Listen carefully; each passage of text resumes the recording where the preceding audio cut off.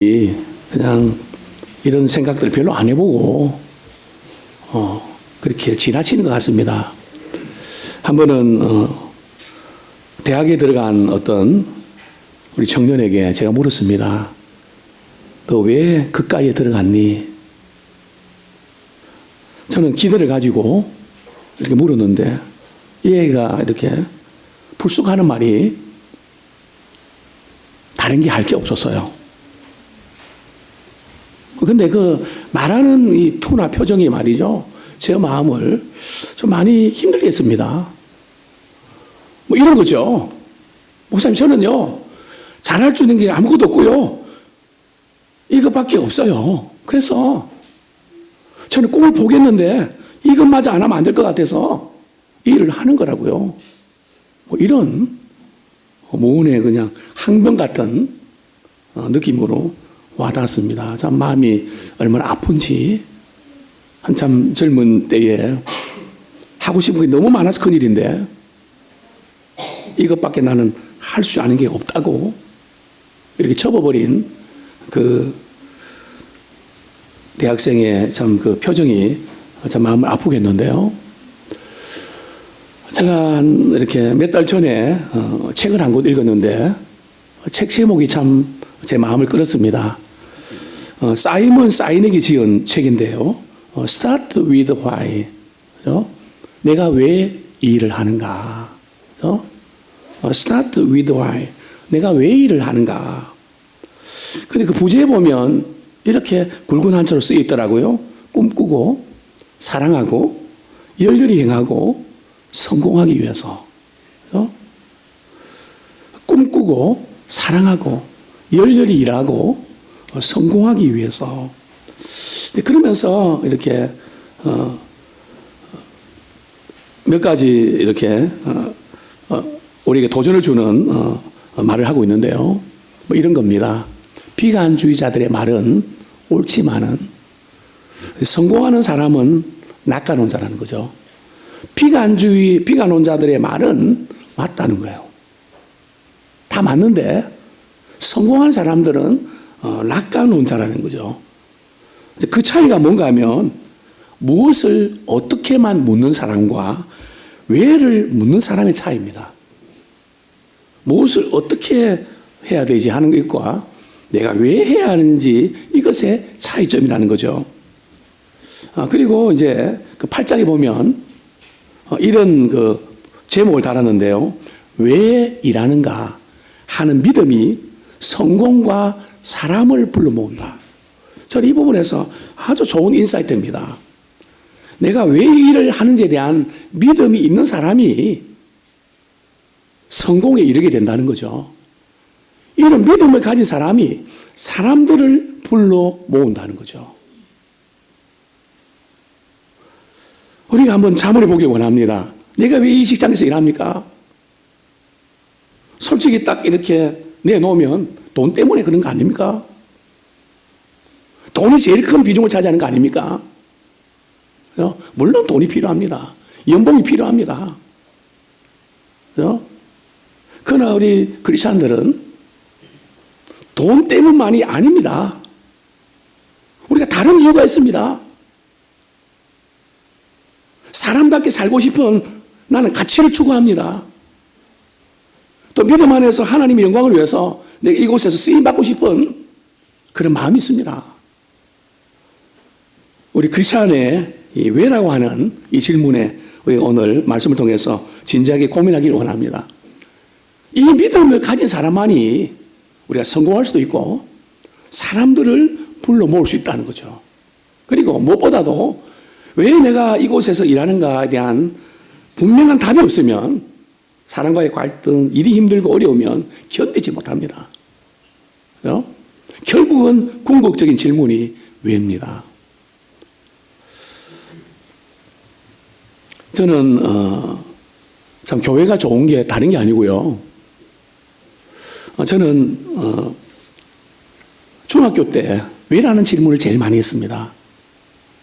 그렇죠? 왜라는 질문을 언제 많이 하나요? 우리가 지금 살아오면서 왜라는 질문을 가장 많이 한 적이 언제인지 아십니까? 이후로는 왜라는 질문을 거의 안 하고 살아왔습니다. 언제 많이 하셨죠? 우리 소영이 어때? 우리 아이들 이렇게 어린이집에서 왜라는 이야기를 제일 많이 하는 나이대가 몇 살이에요? 왜 그래요? 왜 그래요? 부쩍 많이 하는 때가 있죠, 그죠? 그죠? 예. 예. 부쩍 많이 합니다. 그죠? 부모가 귀찮을 정도로, 그냥 넘어가. 왜 자꾸 그냥, 왜 그래? 짜증날 정도로 말이죠. 사실은 그 왜라고 묻는 이 질문이 정말 우리 인생에서 가장 중요한 골든타임인데 우리는 그때 우리 아이들에게 성실하게 대답을 해 주시기 바랍니다. 저는 중학교 때 학교 가도요, 선생님 만나도 친구를 만나도 제가 알고 싶은 왜에 대해서 아무도 답을 해주지 않습니다. 뭐 이런 거죠. 우리가 왜 사는데? 공부 왜 해야 되는데? 왜 돈 벌어야 되는데? 왜 결혼을 해야 되는데? 자녀는 왜 낳아야 되는데? 교회는 왜 다녀야 되는데?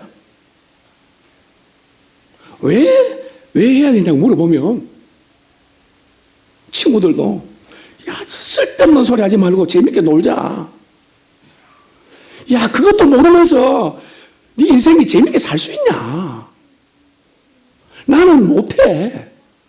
왜라고 하는 질문에 답도 없으면서 나는 그렇게 시간 낭비하고 싶지 않아. 나는 왜를 알아야 되겠어. 왜 우리가 재밌게 놀아야 되는데?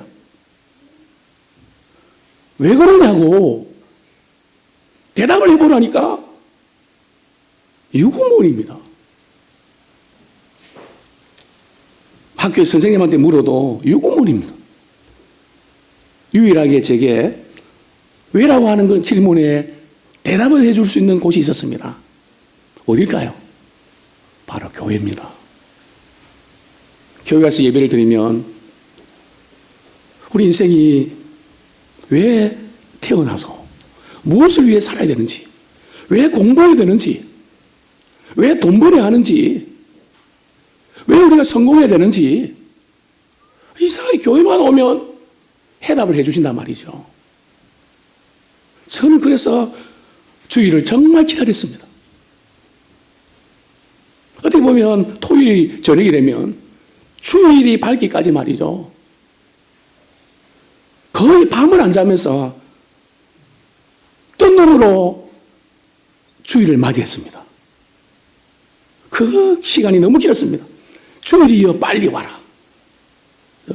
그리고 주일날 예배 드리면서 저는 그렇게 소원했습니다. 주일이 내일이면 좋겠다. 월요일이면 월요일이 안 오면 좋겠다. 저는 주일을 사모했던 그 이유가 다른 게 아니고요. 성경에는 예배 시간에는 왜라는 대답이 있으니까 인생의 참된 가치와 의미를 발견할 수 있으니까 저는 그것이 그렇게 좋았던 순간이 있었습니다. 자, 오늘 우리 전도서를 통해서 우리는 다시 한번 우리 인생의 의미와 가치를 발견하기 원합니다. 이 전도서, 이 지금 제목 자체가 조금 뭔지가 참 알 수 없는 책입니다. 이렇게 쓰면 어떨까 생각이 됩니다. 솔로몬의 인생 철학.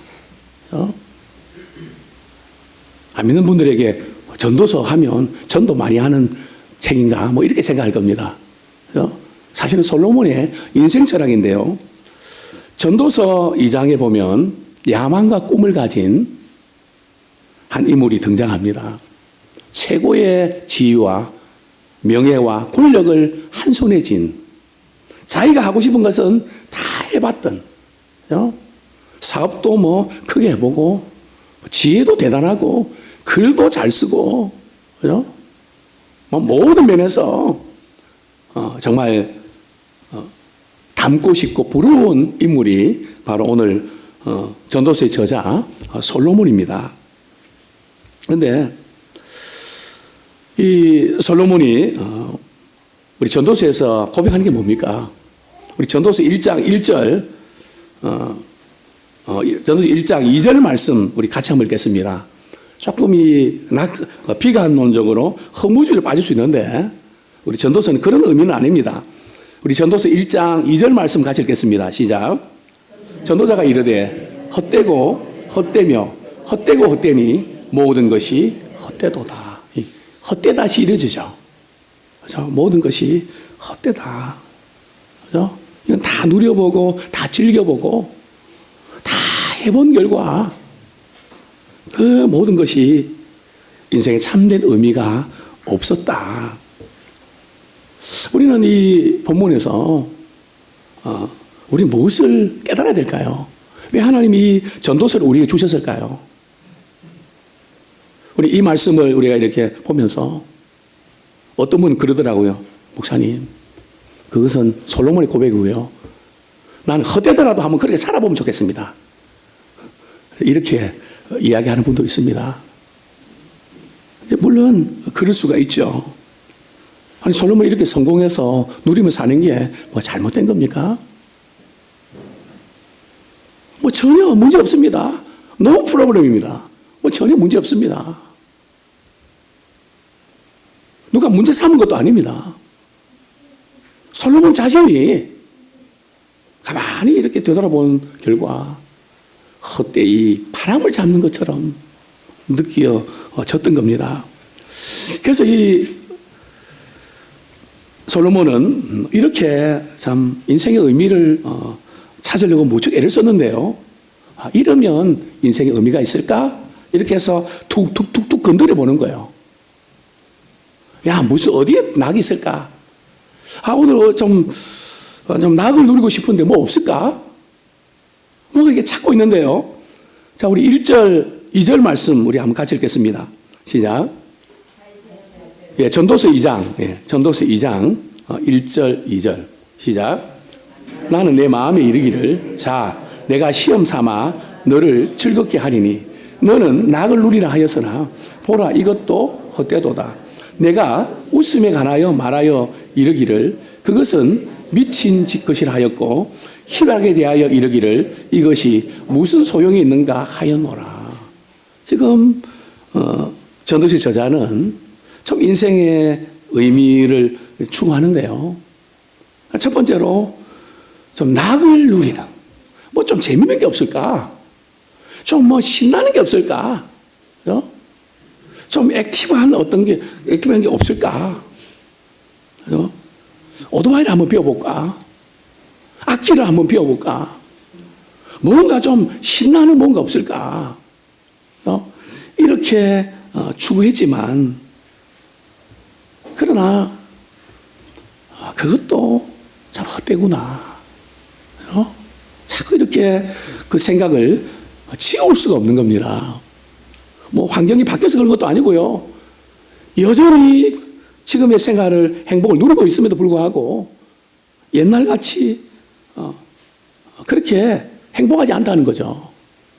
언제부터인가 마음에 구멍이 뻥 뚫린 것처럼 그 허망함을 지울 수가 없다는 거죠. 또 이 솔로몬은 그래 웃으면서 삽시다. 여기에 한번 인생의 의미를 우리 한번 찾아봐야 되겠다. 그래서 웃으면서 삽시다고 하는 프로가 나온 거예요. 자, 우리 그 이전에 보면 내가 웃음에 관하여 말하여 이르기를. 자, 웃으면서 인생을 살아가면 행복하지. 그러나 이제 웃으면서 이렇게 이제 살아가 보니까 이게 내 마음에서는 참 슬픈데 남들 앞에서 웃는 것도 이게 보통 힘든 게 아니라는 거죠. 그래서 솔로몬은 이렇게 이야기합니다. 그런 행동이 미친 짓이라고. 남들을 웃기기 위해서 자기를 울어야만 되는 그런 삶이 이런 연기가 이게 미친 짓이다. 이게 이제 연예인들이나 연기자들이 겪는 딜레마죠. 남을 웃기기 위해서 자기는 우려야 되는. 인생이 내가 이 일을 왜 하는지를 모르면 이것도 미친 짓이고 이게 무슨 소용이 있나. 그죠? 남들을 웃기고 뭐 재밌게 하고. 그죠? 저도 이 목회하면서 이런 딜레마에 빠졌습니다. 제가 다른 건 몰라도 웃기는 것은 잘하거든요. 진짜 많이 웃겼습니다. 폭소를 터뜨릴 만큼.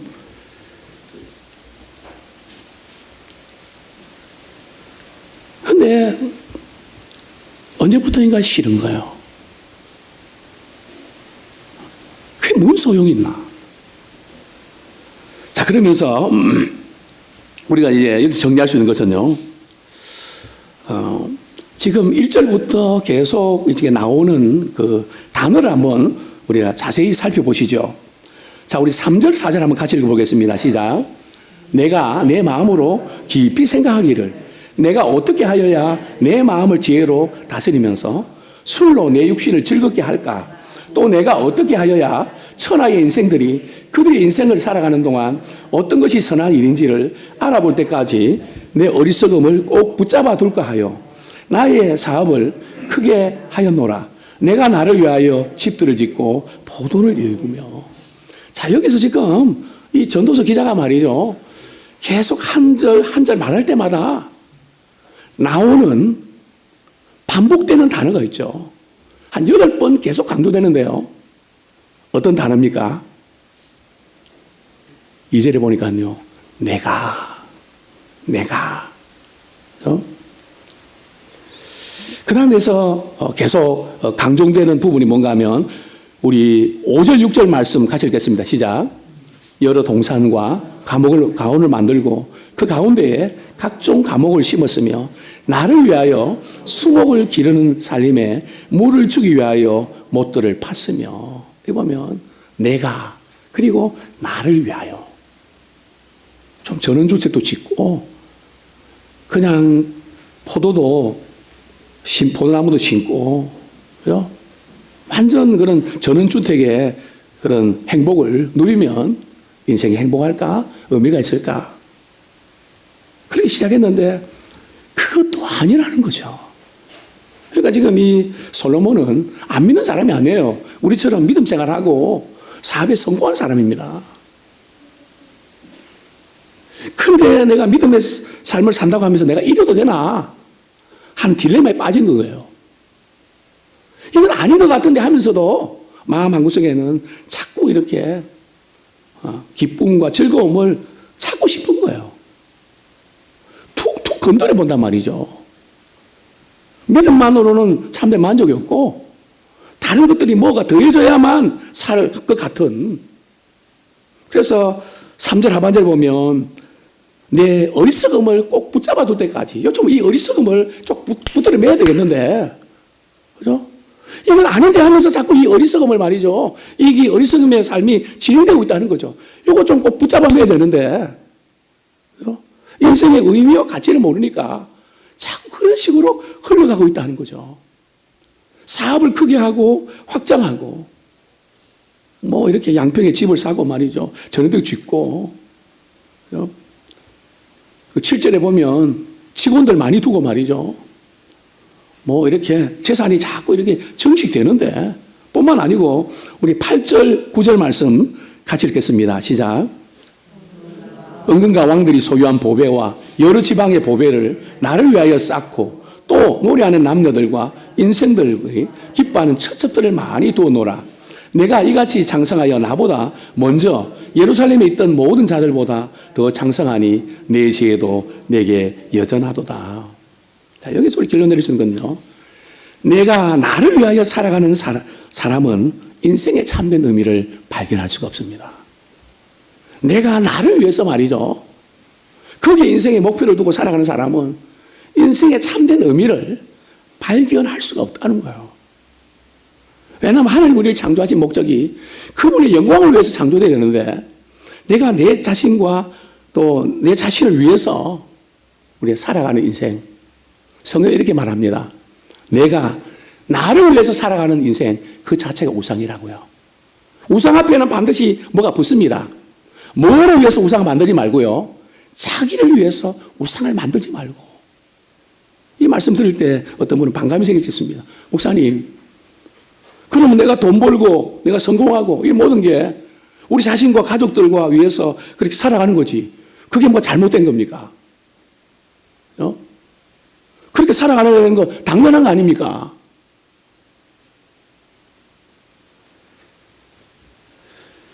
우리 성경 말씀 우리 한 구절 보겠습니다. 그게 우리가 잘못됐다는 게 아닙니다. 내가 나 자신을 위해서 살아가는 그것이 인생의 전부가 아니라는 겁니다. 그것도 우리 인생의 한 부분이죠. 내가 하고 싶은 거 하고 내가 주어진 거 누리는 거 인생의 한 부분이죠. 그러나 그것만이 우리 인생의 전부가 아니라는 거죠. 자, 우리 성경 말씀 한 구절 더 보겠습니다. 누가복음 12장 13절부터 21절에 보면 한 어리석은 자의 비유가 나오죠. 자, 누가복음 12장 13절부터 21절에 보면 어리석은 부자의 비유가 나옵니다.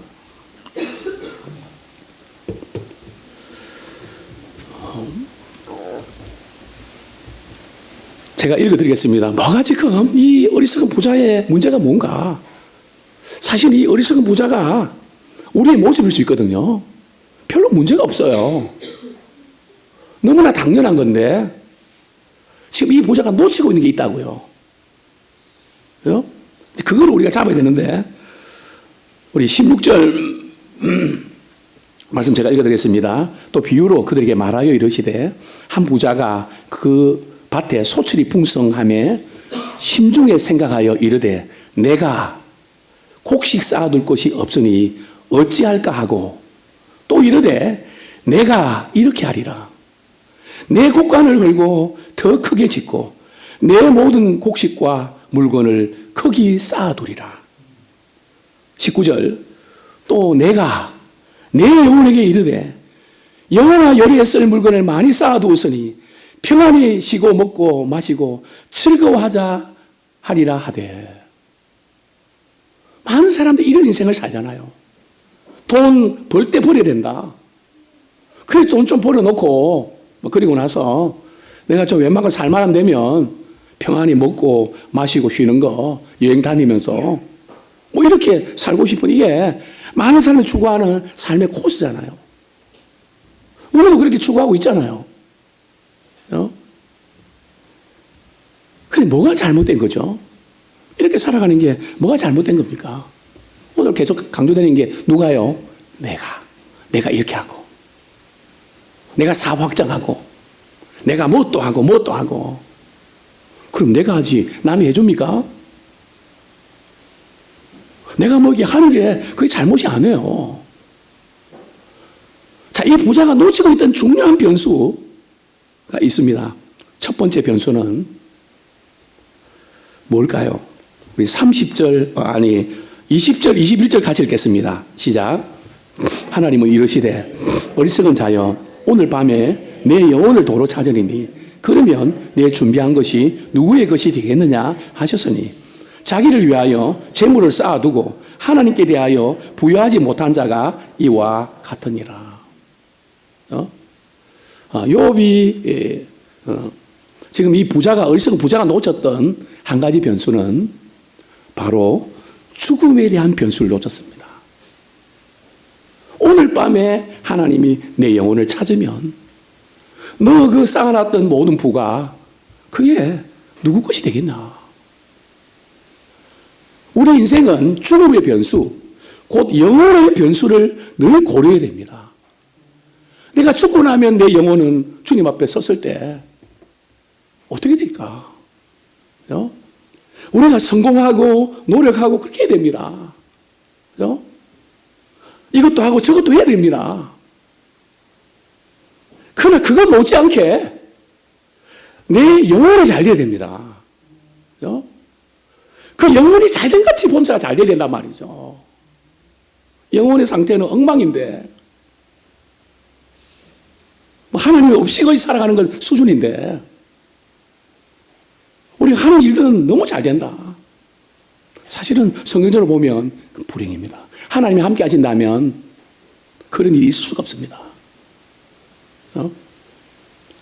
반대로 우리가 삶이 너무 힘들고 어려운다 할지라도 그것을 통해서 야, 그동안 내가 살아오면서 내가 이거 붙잡고 왔냐? 이게 전부 아닌데 이제 내가 영혼이 잘 되는 여기부터 다시 새롭게 출발해야 되겠다. 그 순간 그분은 성공입니다. 그죠? 과연 우리는 이 죽음의 변수 고려하고 있나요? 영혼의 변수 고려하고 있나요? 오늘 저는 이제 아침에 샤워를 하면서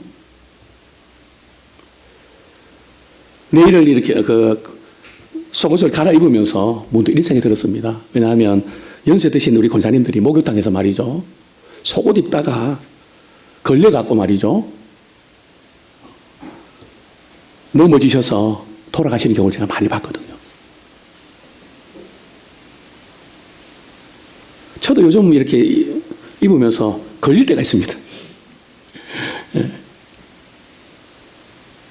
야, 언젠가는 이때가 오겠지. 내 인생의 마지막 이 순간이 오겠지. 그럼 어떻게 되지? 뭘 준비하지 않고 이렇게 맞게 되지? 늘 죽음의 변수를 늘 생각하곤 합니다. 죽음 앞에서 내 이 모든 것이 뭐가 되지? 주님 맞을 준비가 됐나? 우리 주님 맞을 준비를 하면서 우리의 삶의 의욕을 꺾으라는 게 아니에요. 우리가 주님의 영광을 위해서 영혼이 잘됨을 위해서 우리가 살아가는 사람들은 우리의 모든 삶에 열정이 있습니다. 살아있고 공부를 해도 일을 해도 죽게 하듯 더 최선을 다해서 합니다. 믿음 생활하면 우리 삶의 의욕을 꺾어놓는 게 아니란 말이죠. 아편 주사 맞는 게 아니란 말이죠. 왜 하는지 알면 정말 의미 있게 지치지 않고 또 지친다 할지라도 힘을 내면서 보람 있게 일을 할 수 있는 겁니다. 이 지금 부자는 내가 그죠? 오늘 밤 그러면서 21절에 보면 자기를 위해서 재물을 쌓아놓고 물론 우리가 재물을 우리가 쌓아놓는 거 필요합니다. 우리 돈을 벌어서 우리 쌓아놓는 거 준비하는 필요합니다. 문제는 자기만을 위해서 재물을 쌓아두는 그것이 전부가 되면 안 된다는 거예요. 자신을 위해서도 써야 되지만 또 우리 주변에 우리 부모님들이나 또 우리 또 주님의 사랑을 필요한 사람들을 섬기고 또 하나님께 대해서도 부요하고 항상 이 영혼에 잘 되는 이 변수들을 고려하면서 우리가 살아가는 저와 우리 모두가 되기를 소원합니다. 두 번째로 우리 24절 말씀, 이 전도서 기자는 이게 인생의 참된 의미와 가치가 어디서 오는 줄 알았습니다. 전도서 2장 24절 말씀 우리 한번 같이 읽겠습니다. 전도서 2장 24절 시작.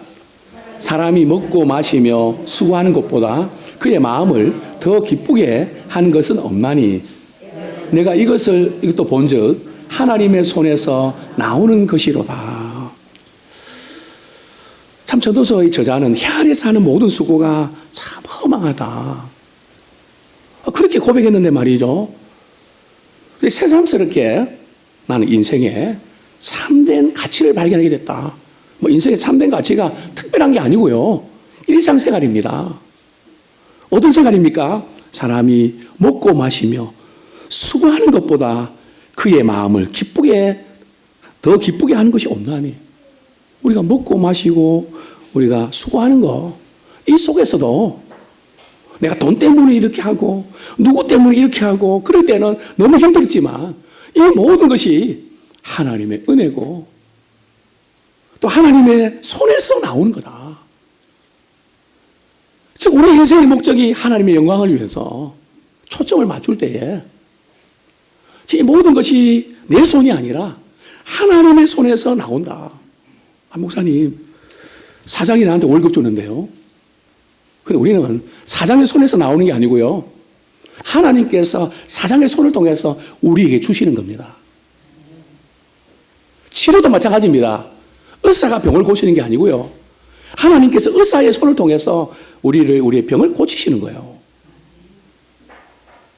우리가 이걸 알아야 됩니다. 이 모든 것이 사람을 통해서 하시지만 결정적인 거 하나님이 하십니다. 우리가 이렇게 수술하지 않습니까? 그리고 모든 그 장 기능들이 제대로 발휘되고 말이죠. 이런 모든 게 의사는 수술했지만 장담을 못합니다. 뼈가 붓고 이 모든 기능들 우리 하나님께서 해주셔야 됩니다. 그래서 우리 인생의 그 모든 것들이 하나님의 손에 달려있다. 이것을 믿고 우리에게 주신 모든 삶을 깨닫는 그 자체가 참된 행복입니다. 모든 것이 하나님의 손에 달려있다는 거예요. 이걸 인정하고 우리가 신뢰하며 나가는 저희들 되길 원합니다. 인생의 참된 가치는 우리가 직장에서 어떤 위치에 있는가 그것도 아닙니다. 얼마나 많은 것들을 우리가 소유했느냐는 그것도 아닙니다. 이 모든 것이 하나님의 손에서 나는 것을 깨닫는 겁니다. 저는 사업을 하는 분들에게 그런 권면을 드리고 있습니다. 재물을 얻을 수 있는 능력이 누구에게 있는가요? 나에게 있다고 생각하면 아직도 사업가가 되기가 어렵습니다. 그거는 사업에 대해서 우리가 좀 더 고민해야 될 부분이 많이 있습니다. 안 믿는 사람도 그런 이야기 합니다. 돈이 따라와야지, 돈을 따라가면 돈은 도망친다고. 안 믿는 사람도 압니다. 안 믿는 사람도 그걸 운이라 그러죠. 성경은 분명히 이야기합니다. 재물을 얻을 수 있는 능력은 하나님께서 주신 겁니다. 이걸 우리가 알아야 돼요. 우리가 언제 이렇게 믿음 생활 잘하다가 또 이렇게 경제적으로 좋아지고 이럴 때 교만해질 수 있거든요. 저는 이렇게 경제적으로 좀 좋아질 때 교만하지 않는 사람들을 별로 만난 적이 없습니다. 목회자도 마찬가지고, 저도 마찬가지고, 조금 이렇게 물질적으로 부유하고 좀 똑똑하고 남들이 찾고 그러면 100% 교만해집니다.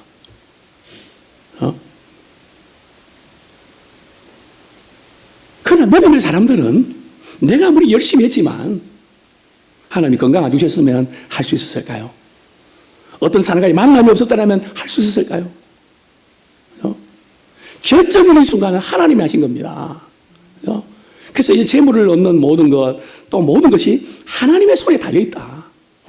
작은 것이든 큰 것이든 하나님의 힘을, 은혜의 힘을 깨닫는 그런 삶을 우리가 살아가기 원합니다. 그러면 작은 일에도 감사하면서 하나님께 영광 돌려드리면서 우리가 살아갈 수 있습니다. 참된 축복과 기쁨의 근원은 오직 하나님께 달려있습니다. 아무쪼록 우리가 주어진 일을 할 때 적어도 우리 믿는 크리스찬들은 돈 때문에만 그 직장 안 다니면 좋겠습니다. 돈 많이 주니까. 물론 그게 중요합니다. 그러나 우리에게 더 중요한 것은요, 하나님이 내게 주신 잘하는 부분, 하고 싶은 부분 하십시오. 연봉 좀 적어도 괜찮습니다. 그에 의해서 정말 이렇게 믿음의 가치관을 실천할 수 있는, 믿음의 가치관과 너무 안 맞으면 고려해 보십시오. 우리는 직장에서 영향을 끼쳐야 됩니다. 믿음의 사람으로서 하나님의 살아계심을 보여줘야 됩니다. 거룩한 영향을 끼치는 사람들이죠. 아무쪼록 우리는 나와 나를 위해서 하는 모든 것은 인생의 참된 의미와 가치를 발견할 수 없고요. 모든 게 하나님의 손에 있으면 나온 것을 깨닫는 그 사람이 인생의 참된 행복자입니다. 이 말씀 붙잡고 우리 같이 한번 기도하겠습니다. 우리 통성으로 기도하겠습니다. 정말 우리가 말로는 우리가 이렇게 믿음 생활 한다고 하지만은 우리 삶의 현장에 돌아가면 돈 때문 아닙니까? 별 수 없이 돈 때문에 무릎 꿇는 우리의 모습은 아닌지. 우리가 하나님 믿노라 하지만 자꾸 우리는 툭툭 건드려 봅니다. 하나님 한 번 만족하지 못하고 이것도 건드려보고 저것도 건드려보고 아닌 줄 알면서도 계속 우리는 그런 일을 합니다. 하나님 지난날의 어리석음을 용서해 주시고 모든 게 하나님의 손이 나는 것을 알고 이젠 다시 한번 깨닫고 새 출발하기 원합니다. 우리 같이 한번 말씀 붙잡고 기도하겠습니다. 하나님 아버지, 부족하고 연약한 저희들을